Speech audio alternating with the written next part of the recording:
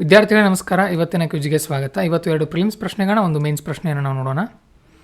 ಇವತ್ತು ದಿನಾಂಕ 31/7/2023. ಓಕೆ, ಮೊನ್ನೆ ಪ್ರಶ್ನೆ, Indian government bond yields are influenced by which of the following. ಅಂದರೆ ಭಾರತ ಸರ್ಕಾರದ ಬಾಂಡ್ಗಳಿದೆಯಲ್ಲ, ಅವು ಯಾವುದರ ಮೇಲೆ ಡಿಪೆಂಡ್ ಆಗಿರುತ್ತೆ, ಅಂದರೆ ಯಾವ್ದು ಹೆಚ್ಚಾದರೆ ಯಾವ್ದು ಕಮ್ಮಿ ಆಗುತ್ತೆ. ಈ ರೀತಿ ನಾನು ಹೇಳಿದ್ದೀನಲ್ಲ, ಒಂದು ಹೆಚ್ಚಾದರೆ ಒಂದು ಕಮ್ಮಿ ಆಗುತ್ತೆ ಅಂತ ಹೇಳಿ ಯಾವ್ಯಾವ್ದ್ರ ಮೇಲೆ ಡಿಪೆಂಡ್ ಆಗಿದೆ ಅಂತ ಕೇಳ್ತಾ ಇದ್ದಾರೆ. ನೋಡೋಣ.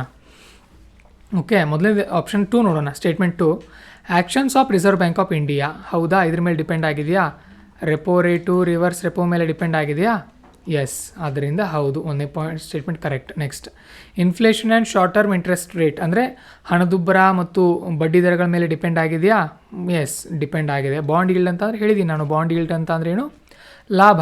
ಅಂದರೆ ಒಂದು ಬಾಂಡ್ ಕೊಂಡ್ಕೊಳ್ಳೋದ್ರಿಂದ ಸರ್ಕಾರದ್ದು ನಮಗೆ ಎಷ್ಟು ಲಾಭ ಆಗುತ್ತೋ ಅಂತ ಹೇಳಿದ್ದೀನಿ ನಾನು. ಒಂದು 6% ಅಂತ ಇಟ್ಕೊಂಡ್ರೆ ಅದ್ರ ಮೇಲೆ ನಮಗೆ ಎಷ್ಟು ಲಾಭ ಸಿಗುತ್ತಲ್ಲ ಅದು.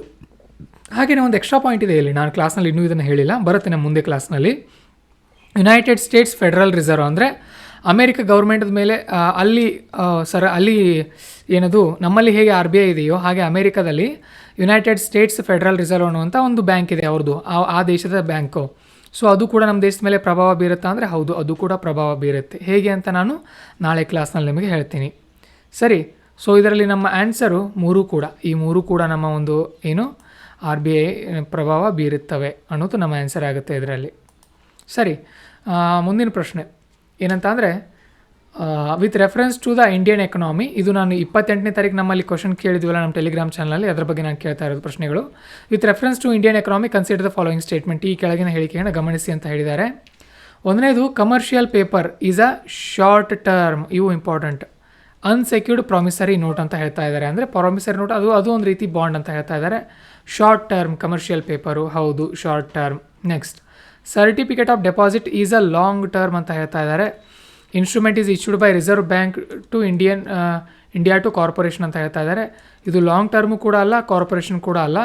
ಸೊ ಇದು ಶಾರ್ಟ್ ಟರ್ಮ್ ಆಗುತ್ತೆ, ಪ್ಲಸ್ ಜನರಿಗೂ ಕೂಡ, ಪಬ್ಲಿಕ್ಗಳಿಗೂ ಕೂಡ ಇದನ್ನು ಕೊಡಲಾಗುತ್ತೆ. ಸರ್ಟಿಫಿಕೇಟ್ ಆಫ್ ಡೆಪಾಸಿಟ್ ನಮ್ಮ ನೋಟ್ಸ್ನಲ್ಲಿ ಬೇಕಾದ್ರೆ ಫಸ್ಟ್ ಸ್ಟೇಟ್ಮೆಂಟೇ ಇದೆ ನೋಡಿ, ಅದನ್ನು ಚೆಕ್ ಮಾಡ್ಕೊಳ್ಳಿ. Next, call money is a short term finance used for inter bank transaction. ಹೌದು, ಕಾಲ್ ಮನಿ ಅಂತ ಹೇಳಿದ್ದೀನಿ ನೋಡಿ, ಒಂದೇ ದಿನ ಅಂತ ಹೇಳಿದ್ದೀನಲ್ವ, ಇದನ್ನು 1 ರಿಂದ 14 ದಿನದಲ್ಲಿ ಏನು ಮಾಡ್ತಾರೆ, ಒಂದು ಬ್ಯಾಂಕ್ನವರು ಸಾಲ ದುಡ್ಡು ಕಮ್ಮಿ ಬಿದ್ದರೆ ಅವ್ರು ಮತ್ತೊಂದು ಬ್ಯಾಂಕಿನ ಹತ್ರ ಹೋಗಿ ತೊಗೊಂಡು ಬರ್ತಾರೆ ದುಡ್ಡನ್ನು, ಅದನ್ನು ಕಾಲ್ ಮನಿ ಅಂತ ಕರಿತೀವಿ. ನೆಕ್ಸ್ಟ್, 4ನೇದು, ಜೀರೋ ಕೂಪನ್ ಬಾಂಡ್ಸ್ ಅಂತ ಬರುತ್ತೆ. Is a interest based short term bond ಅಂತ ಹೇಳ್ತಾ ಇದ್ದಾರೆ. ಶೆಡ್ಯೂಲ್ಡ್ ಬ್ಯಾಂಕ್ಸ್ ಟು ಕಾರ್ಪೊರೇಷನ್ ಅಂತ ಹೇಳ್ತಾ ಇದ್ದಾರೆ. ಜೀರೋ ಕೂಪನ್ ಬಾಂಡ್ಸು ಇವು ಶಾರ್ಟ್ ಟರ್ಮ್ ಇಲ್ಲ, ಲಾಂಗ್ ಟರ್ಮ್ ಬರುತ್ತೆ ಇದು. ಓಕೆ, ಸೊ ಇದು ಕೂಡ ರಾಂಗ್ ಆಗುತ್ತೆ. ಜೀರೋ ಕೂಪನ್ ಬಾಂಡ್ ಬಗ್ಗೆ ನಾನು ಇನ್ನೂ ಕ್ಲಾಸ್ನಲ್ಲಿ ಹೇಳೋಣ ಇದ್ರ ಬಗ್ಗೆ ಕೂಡ. ಸೊ ನಮ್ಮ ಉತ್ತರ 1 ಮತ್ತು 3 ಆಗುತ್ತೆ ಇದರಲ್ಲಿ. ಸರಿ, ಅವ್ರು ಕೇಳಿರೋದೇನು ಕರೆಕ್ಟ್ ಆನ್ಸರ್ ಯಾವುದಂತ ಹೇಳಿ 2020ರಲ್ಲಿ ಕೇಳಿದ್ರಿ ಇದನ್ನು. Next, RBI monetary policy which is based on inflation targeting needs A reform comment. ಅಂದರೆ ನಾವು ಇವತ್ತು ಸ್ಟಡಿ ಮಾಡಿದ್ವಲ್ಲ, RBIನ ಹಣಕಾಸು ನೀತಿ ಏನಿದೆ ಅಂತ ಅಂದರೆ ಇನ್ಫ್ಲೇಷನ್ ಮೇಲೆ ಟಾರ್ಗೆಟ್ ಮಾಡುತ್ತೆ. ಓಕೆ, ಹಣದುಬ್ಬರದ ಗುರಿಯನ್ನು ಆಧರಿಸಿದೆ ನಮ್ಮದು. ಈ ನೀತಿಯನ್ನು ಸುಧಾರಣೆ ಮಾಡಬೇಕಾಗಿದೆ ನಾವು, ಅದ್ರ ಬಗ್ಗೆ ನಿಮ್ಮ ಅಭಿಪ್ರಾಯವನ್ನು ಬರೀರಿ ಅಂತ ಅವ್ರು ಹೇಳ್ತಾ ಇದ್ದಾರೆ. ಸರಿ, ನೋಡೋಣ ಏನು ಬರಿಬಹುದು ಆನ್ಸರನ್ನು ಅಂತ ಹೇಳಿ. ಒಂದೇದು, ಇಂಟ್ರೊಡಕ್ಷನಲ್ಲಿ RBI ಏನಿದೆ ಅಂತ ಅಂದರೆ ಒಂದು ಮೇನ್ ಡಿಸಿಷನ್ ಮೇಕರು ನಮ್ಮ ಒಂದು ಹಣಕಾಸು ವ್ಯವಸ್ಥೆಯನ್ನು ನೋಡಿದಾಗ. ಓಕೆ, ಇದ್ರ ಮುಖ್ಯ ಕೆಲಸ ಇನ್ಫ್ಲೇಷನ್ ಟಾರ್ಗೆಟಿಂಗ್, ಅಂದರೆ ಹಣದುಬ್ಬರ ಗುರಿಯನ್ನು ನಿಯಂತ್ರಿಸೋದು. ತುಂಬ ಅತಿನೂ ಆಗಬಾರ್ದು, ಕಮ್ಮಿನೂ ಆಗಬಾರ್ದು. ಮಾನಿಟರಿ ಪಾಲಿಸಿ ಫ್ರೇಮ್ವರ್ಕ್ 2015ರಲ್ಲಿ ಮಾಡಿದ್ದಾರೆ. ಇದರ ಅನ್ವಯ ನಮ್ಮ ಕನ್ಸ್ಯೂಮರ್ ಪ್ರೈಸ್ ಇಂಡೆಕ್ಸ್ ಪ್ರಕಾರ, ಓಕೆ, ನಮ್ಮ ಇನ್ಫ್ಲೇಷನ್ ಎಷ್ಟು ಇರಬೇಕು, 4% ಇರಬೇಕು. +or-2 ಆಗ್ಬೋದು, ಅಂದರೆ 6 ಆಗ್ಬೋದು, ಕಮ್ಮಿ ಅಂದರೆ 2 ಆಗ್ಬೋದು. ಇನ್ಫ್ಲೇಷನ್ ನಮ್ಮ ಹಣದುಬ್ಬರ ಎಷ್ಟಾಗ್ಬೋದು, 6 ಆಗ್ಬೋದು ಅಥವಾ 2 ಆಗ್ಬೋದು, 2% ಅದರ ನಡುವೆ ಇರಬೇಕು. ಏನದರ ಅರ್ಥ ಅಂದರೆ, ಈಗ ಕಳೆದ ವರ್ಷ ನೀವು ₹100 ವಸ್ತು ತೊಗೊಂಡಿದ್ರೆ ಈ ವರ್ಷ ಅದರ ಬೆಲೆ ₹106 ಆಗಿರ್ಬೋದು ಅಥವಾ 102 ಇರಬೇಕು. ಇವುಗಳ ನಡುವೆನೇ ಇರಬೇಕು. ಇದು RBIನ ಗುರಿ.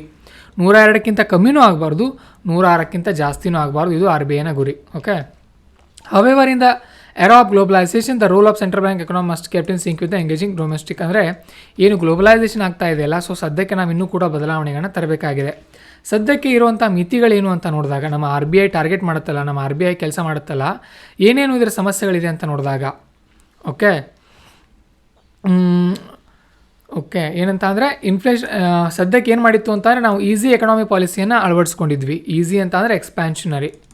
ಓಕೆ, ಎಕ್ಸ್ಪ್ಯಾನ್ಷನರಿಯನ್ನು ಅಳವಡಿಸ್ಕೊಂಡಿವಿ. ಯಾಕಂತಂದರೆ ನಮಗೆ ಈಗ ಕೋವಿಡ್ನಿಂದ ಭಾಳಷ್ಟು ನಮ್ಮ ಒಂದು ಆರ್ಥಿಕ ವ್ಯವಸ್ಥೆ ಹದಗೆಟ್ಟಿತ್ತಲ್ಲ, ಅದನ್ನು ಸುಧಾರಿಸೋಕೆ ಏನು ಮಾಡಿದ್ವಿ ಅಂತ ಅಂದರೆ, ಫಾರ್ ಎಕ್ಸಾಂಪಲ್ ನಮ್ಮದು ಏನಿತ್ತು ಅಂತಂದರೆ ಕರೆಂಟ್ ಇನ್ಫ್ಲೇಷನ್ ರೇಟ್ ಅರೌಂಡ್ 3% ಇತ್ತು. There is a slow down economy GDP growth 6 year low 5% April quarter ಅಂತ ಹೇಳ್ತಾ ಇದ್ದಾರೆ. ಅಂದರೆ ಈ ಒಂದು ಕೋವಿಡ್ನಿಂದಾಗಿ ನಮ್ಮ ಆರ್ಥಿಕತೆ ತುಂಬ ಕುಸಿದಿತ್ತು. ಸೊ ನಾವೇನು ಮಾಡಿದ್ವಿ ಅಂತಂದರೆ ಸ್ವಲ್ಪ ಈಸಿ ಎಕನಾಮಿಕ್ ಪಾಲಿಸಿಯನ್ನು ಯೂಸ್ ಮಾಡಿದ್ವಿ. ಈಸಿ ಎಕನಾಮಿಕ್ ಪಾಲಿಸಿಯನ್ನು ಯೂಸ್ ಮಾಡೋದ್ರಿಂದ ಏನಾಗುತ್ತೆ, ಜನರ ಬಳಿ ದುಡ್ಡು ಹೋಗುತ್ತೆ. ಇವತ್ತು ಕ್ಲಾಸಲ್ಲಿ ನಾನು ಭಾಳಷ್ಟು ಹೇಳಿದ್ದೀನಿ, ಜನರ ಬಳಿ ದುಡ್ಡು ಹೋಗುತ್ತೆ ಅಂತ ಆಗ ಏನಾಗುತ್ತೆ, ಬೆಲೆಗಳು ಜಾಸ್ತಿ ಆಗುತ್ತೆ ಈ ರೀತಿ. ಹಾಗಾಗಿ ಒಂದು ಬ್ಯಾಲೆನ್ಸ್ ಮಾಡುವಂಥ ಜವಾಬ್ದಾರಿ ನಮ್ಮ ಬಳಿ ಇದೆ. ಓಕೆ, ಮತ್ತು inflation targeting cannot ensure stability in the market. ಅಂದರೆ ಈ ಒಂದು ಹಣದುಬ್ಬರದ ನಿಯಂತ್ರಣ ಮಾಡೋಕ್ಕೆ ಏನು ಗುರಿಯನ್ನು ಸಾಧಿಸ್ತಾ ಇದ್ದಾರಲ್ಲ, ಇದು ಮಾರುಕಟ್ಟೆಯಲ್ಲಿ ಸ್ಥಿರತೆಯನ್ನು ತರಲ್ಲ. ಓಕೆ, ಪ್ರತಿ ಸಾರಿ ಸ್ಥಿರತೆನೇ ತರತ್ತೆ ಅಂತ ಇರಲ್ಲ. ಯಾಕಂತ ಅಂದರೆ it failed to detect financial crisis situation like IL and FS default and NPA crisis in the banking industry. ಅಂದರೆ IL and FS ಅನ್ನುವಂಥ ಒಂದು ಸಂಸ್ಥೆ ನಮ್ಮ ದೇಶದಲ್ಲಿ ಕುಸಿದು ಹೋಗಿತ್ತು. ಅದು ಮತ್ತು NPA ಅಂತ ಬರುತ್ತೆ, ನಾನ್ ಪರ್ಫಾರ್ಮಿಂಗ್ ಅಸೆಟ್ಸ್ ಅಂತ ಬರುತ್ತೆ. ಅಂದರೆ ಬ್ಯಾಂಕ್ಗಳ ಬಳಿ ಜನ ಸಾಲ ತೊಗೊಂಡಿರ್ತಾರೆ, ಅವ್ರು ದುಡ್ಡು ವಾಪಸ್ ಕೊಡಲ್ಲ, ಅದನ್ನು ನಾನ್ ಪರ್ಫಾರ್ಮಿಂಗ್ ಅಸೆಟ್ ಅಂತ ಕರೀತಾರೆ. ಅವುಗಳ ಬಗ್ಗೆ RBIನಲ್ಲಿ ಯಾವುದೇ ರೀತಿಯ ಪರಿಣಾಮಕಾರಿ ಅಂತ ಕ್ರಮಗಳನ್ನ ಕೈಗೊಳ್ತಾ ಇಲ್ಲ. ಈ ಒಂದು ಇನ್ಫ್ಲೇಷನ್ ಟಾರ್ಗೆಟ್ನಿಂದ ಅದರ ಮೇಲೆ ಯಾವುದೇ ರೀತಿ ಪರಿಣಾಮ ಬೀರ್ತಾ ಇಲ್ಲ ಅಂತ ಹೇಳ್ತಾ ಇದ್ದಾರೆ ಇಲ್ಲಿ. Next, inflation targeting in India has coincide with the substantial rise in the real policy rate. This has been accompanied by declining borrowing in the formal sector likely affecting investment and thereby growth. Okay, ಏನಾಗ್ತಾ ಇದೆ ಅಂತ ಅಂದರೆ, okay, ಬಡ್ಡಿ ದರ ಜಾಸ್ತಿ ಆಗೋದ್ರಿಂದ inflation ನಾವು control ಮಾಡೋಕ್ಕೆ ಏನು ಮಾಡ್ತಾರೆ, RBIನವರು ಬಡ್ಡಿ ದರವನ್ನು ಜಾಸ್ತಿ ಮಾಡ್ತಾರೆ. ಹೀಗೆ ಬಡ್ಡಿ ದರವನ್ನು ಜಾಸ್ತಿ ಮಾಡ್ತಾ ಇರೋದ್ರಿಂದ ಪ್ರೈವೇಟ್ ಸೆಕ್ಟರ್ನಲ್ಲಿ ಹೂಡಿಕೆಗಳು ಸರಿಯಾಗಿ ಆಗ್ತಾ ಇಲ್ಲ ಅನ್ನೋದು ಇಲ್ಲಿನ ಸಮಸ್ಯೆ. ಓಕೆ, ಹಾಗೆಯೇ ಇನಫ್ ಎಂಪ್ಲಾಯ್ಮೆಂಟ್ ಕ್ರಿಯೇಷನ್ ಬಗ್ಗೆ ಎಲ್ಲೂ ಕೂಡ ಮಾಹಿತಿ ಸಿಗ್ತಾ ಇಲ್ಲ. ಈ ಒಂದು RBI ಏನು ನೀತಿ ಮಾಡಿತ್ತಲ್ಲ ಮಾನಿಟ್ರಿ ಪಾಲಿಸಿ, ಎಲ್ಲೂ ಕೂಡ ಉದ್ಯೋಗದ ಬಗ್ಗೆ ಇಲ್ಲಿ ಮಾಹಿತಿನೇ ಇಲ್ಲ. ಓಕೆ, ಆಮೇಲೆ ಈ ಒಂದು ಕಳೆದ 45 ವರ್ಷಗಳಲ್ಲಿ ಅನ್ಎಂಪ್ಲಾಯ್ಮೆಂಟ್ ನಿರುದ್ಯೋಗ ಭಾರತದಲ್ಲಿ ಅತಿ ಹೆಚ್ಚು ಆಗಿದೆ ಅಂತ ಹೇಳ್ತಾ ಇದ್ದಾರೆ. ಅಷ್ಟೇ ಅಲ್ಲದೆ RBI ಮಾನಿಟ್ರಿ ಪಾಲಿಸಿಯನ್ನು ಮ್ಯಾನೇಜ್ ಮಾಡುವಲ್ಲಿ ಮತ್ತು ಬಾಂಡ್ಗಳನ್ನ ಶೇರ್ ಮಾಡುವಲ್ಲಿ ಏನು ಮಾಡ್ತಾ ಇದೆ ಅಂತ ಅಂದರೆ, ಕೆಲವೊಂದು ಬಾರಿ ಕಾನ್ಫ್ಲಿಕ್ಟ್ ಆಫ್ ಇಂಟ್ರೆಸ್ಟ್, ಸ್ವಹಿತಾಸಕ್ತಿ ಸಂಘರ್ಷಕ್ಕೆ ಎಡೆಗೆ ಆಗ್ತಾ ಇದೆ. ಓಕೆ, ಸ್ವಹಿತಾಸಕ್ತಿ ಸಂಘರ್ಷಕ್ಕೆ ಎಡೆ ಆಗ್ತಾ ಇದೆ. ಹೇಗೆ ಅಂತ ಅಂದರೆ, ಗೌರ್ಮೆಂಟ್ ಬಾಂಡ್ಗಳು ಮಾರಾಟ ಆಗಬೇಕು ಅಂತ ಅಂದರೆ ಇಂಟ್ರೆಸ್ಟನ್ನು ಲೋ ಇಡಬೇಕು, ಕಡಿಮೆ ಇಡಬೇಕಾಗತ್ತೆ. ಓಕೆ, ಅಕಸ್ಮಾತ್ ಇಂಟ್ರೆಸ್ಟ್ ರೇಟ್ ಕಮ್ಮಿ ಇಟ್ಟರೆ ಏನಾಗುತ್ತೆ ಗೌರ್ಮೆಂಟ್ ಬಾಂಡ್ಗಳಿಗೆ, ಉದಾಹರಣೆ ಹೇಳ್ತೀನಿ ನೋಡಿ ನಾನು. ಹೇಗಂತ ಅಂದರೆ, ಈಗ 100 ರೂಪಾಯಿ ಇದೆ ಅಲ್ಲ, ಸೊ 4% ಆಯ್ತು ಅನ್ಕೋಣ. Okay, there is a conflict of interest in RBI managing the monetary policy and selling bonds for government which require keeping interest rates low and thus is inflationary. Okay, ಅಂದರೆ ಇದರಿಂದ ಏನಾಗುತ್ತೆ ಅಂದರೆ, ಗೌರ್ಮೆಂಟ್ ಬಾಂಡ್ಗಳ ಬೆಲೆಯನ್ನು ಕಮ್ಮಿ ಇಡೋದ್ರಿಂದ ಮಾರುಕಟ್ಟೆಯಲ್ಲಿ ಹಣದುಬ್ಬರ ಜಾಸ್ತಿ ಆಗ್ತಾ ಇದೆ. ಅದನ್ನು ಹೇಳ್ತಾ ಇದ್ದಾರೆ ಅವರು. ಒಟ್ಟಿನಲ್ಲಿ ಏನೋ ಸ್ವಹಿತಾಸಕ್ತಿ ಸಮಸ್ಯೆ ಆಗ್ತಾ ಇದೆ. ಅಂದರೆ RBI ತನ್ನ ನೀತಿಯನ್ನು ಮಾಡಬೇಕಾ ಅಥವಾ ಸರ್ಕಾರ ಹೇಳಿದ್ದನ್ನು ಕೇಳಬೇಕು ಅನ್ನೋ ಗೊಂದಲದಲ್ಲಿ ಸಿಕ್ಕಾಕೊಳ್ತಾ ಇದೆ ಅಂತ ಹೇಳ್ತಾ ಇದ್ದಾರೆ. ಓಕೆ, ಮತ್ತು ಕೆಲವೊಂದು ಬಾರಿ ಏನಾಗ್ತಾ ಇದೆ, inflation is emerging markets such as India is very sensitive to exogenous shocks. ಅಂದರೆ ತುಂಬ ಸಂವೇದನಾಶೀಲವಾಗಿದೆ ನಮ್ಮ ಭಾರತದ ಮಾರುಕಟ್ಟೆ. ಎಕ್ಸೋಜಿನಸ್ ಅಂತ ಅಂದರೆ ಹೊರಗಿನಿಂದ ಬರುವಂಥದ್ದು, ಶಾಕ್ಸ್ ಅಂತ ಅಂದರೆ ಈ ಒಂದು ಶಾಕ್ ಅಂದರೆ ಆಕಸ್ಮಿಕಗಳು. ಉದಾಹರಣೆ, ಈಗ ಗ್ಲೋಬಲ್ ಆಯಿಲ್ ಪ್ರೈಸಸ್ ಹೆಚ್ಚಾಗುತ್ತೆ ಜಾಗತಿಕವಾಗಿ, ಆಮೇಲೆ ರುಪಿ ಬೆಲೆ ಒಮ್ಮೆ ಸಿಕ್ಕಾಪಟ್ಟೆ ಕಮ್ಮಿ ಆಗುತ್ತೆ, ಮತ್ತು ಮಾನ್ಸೂನ್ ಸರಿ ಆಗಲಿಲ್ಲ ಅಂತಂದರೆ ಏನಾಗುತ್ತೆ, ನಮ್ಮ ಆರ್ಥಿಕ ವ್ಯವಸ್ಥೆಯಲ್ಲಿ ಹಣದುಬ್ಬರ ಏರುಪೇರಾಗ್ತಾ ಇದೆ. ಓಕೆ, ಹಾಗೆಯೇ 2008ರಲ್ಲಿ ಏನಾಗಿತ್ತು, ಜಾಗತಿಕವಾಗಿ ಏನಾಗಿತ್ತು, ಒಂದು ರೀತಿ ಆರ್ಥಿಕ ಬಿಕ್ಕಟ್ಟು ಉಂಟಾಗಿತ್ತು. ಅದ್ರ ಮೂಲಕ ಏನು ಹೇಳಿದ್ದಾರೆ ಅಂತ ಅಂದರೆ, ಇನ್ಫ್ಲೇಷನ್ ಬರೀ ಟಾರ್ಗೆಟಿಂಗ್ ಮಾಡಿದರೆ ಕೆಲಸ ಆಗಲ್ಲ, ಹೊಸದಾದಂಥ ಒಂದು ಯೋಜನೆಗಳನ್ನ ಮಾಡ್ಕೊಳ್ಬೇಕಾಗತ್ತೆ ಅಂತ ಹೇಳಿದ್ದಾರೆ. ಆದ್ದರಿಂದ ಆ ಒಂದು 5-6 ಪಾಯಿಂಟ್ ಆದವಲ್ಲ, ಈ ರೀತಿ ಒಂದು 5-6 ಪಾಯಿಂಟ್ ಬರೀಬೇಕು ವಿತ್ ಎಕ್ಸಾಂಪಲ್. ಇವ್ರು ಹೇಗೆ ಬರೆದಿದ್ದಾರೆ ನೋಡಿ, ಹೀಗೆ ಎಕ್ಸಾಂಪಲ್ಗಳನ್ನ ಬರೀಬೇಕು. ನಿಮಗೂ ಬರುತ್ತೆ, ಆ ಒಂದು ನಾಲೆಜ್ ಬರುತ್ತೆ. ಸ್ವಲ್ಪ ಕಾಯಬೇಕಷ್ಟೇ, ನೀವು ತಾಳ್ಮೆ ಇರಬೇಕು ನಿಮ್ಮ ಬಳಿ. ಓಕೆ, ಆಮೇಲೆ ವೇ ಫಾರ್ವರ್ಡ್, ಮುಂದಿನ ದಾರಿ ಅಂತ ಏನಂತ ಬರೆಯೋದಾದರೆ, fiscal policy should be primary tool to stabilise economy. ನೋಡಿ, ನಾವು ಮಾನಿಟ್ರಿ ಪಾಲಿಸಿ ಅಂತ ಅಂದರೆ ಏನು, ಅದನ್ನು RBIದವರು ಮೇಂಟೈನ್ ಮಾಡ್ತಾರೆ. ಫಿಸಿಕಲ್ ಪಾಲಿಸಿ ಅಂತ ಅಂದರೆ ಬಜೆಟ್ ರಿಲೇಟೆಡ್ ಇರುತ್ತೆ. ಇದನ್ನು ಸರ್ಕಾರದವ್ರು, ಗೌರ್ಮೆಂಟ್ ಅವ್ರು ಮೇಂಟೈನ್ ಮಾಡ್ತಾರೆ.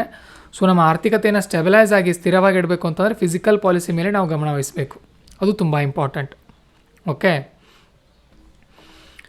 ಒಳ್ಳೆ ಪಾಲಿಸಿಗಳನ್ನ ತರಬೇಕು. ಆಮೇಲೆ ಎಫಿಷಿಯೆಂಟ್ ಟ್ಯಾಕ್ಸೇಷನ್, ಸರಿಯಾಗಿ ತೆರಿಗೆಯನ್ನು ತುಂಬಿಸ್ಕೋಬೇಕು ಜನರಿಂದ. ಮತ್ತು ಸರ್ಕಾರನೂ ಕೂಡ ಸೂಕ್ತವಾದಂಥ ಯೋಜನೆಗಳ ಮೇಲೆ ಏನು ಮಾಡಬೇಕು, ಹೂಡಿಕೆಯನ್ನು ಮಾಡಬೇಕು. ಓಕೆ, ಆಮೇಲೆ RBI not only needs functional independence but it needs follow more programmatic financial policy.